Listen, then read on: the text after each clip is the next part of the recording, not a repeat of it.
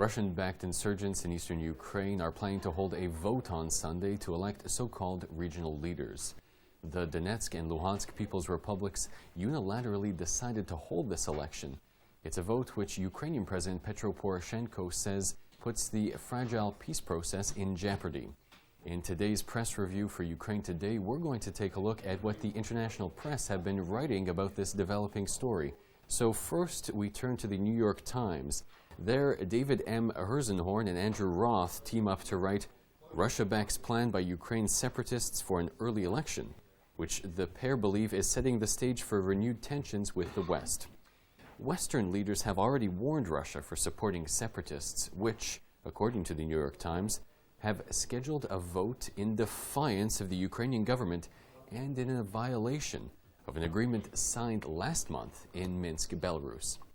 So next, we turn to Deutsche Welle. They highlight the fact that Ukraine and Russia, along with insurgents, signed an agreement back in early September in Minsk that would give Ukraine's eastern regions more autonomy and allowed for early elections. Those elections were planned for early December.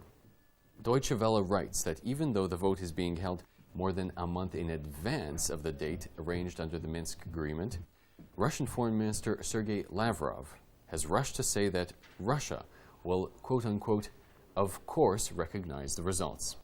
And finally, we turn to a piece in the Financial Times. Sergei Kuznetsov, he writes, "The separatist vote is one more sign that the Donbass is becoming a Russia-backed frozen conflict zone, where economic, political, and military processes will not be under the control of Kiev for the foreseeable future."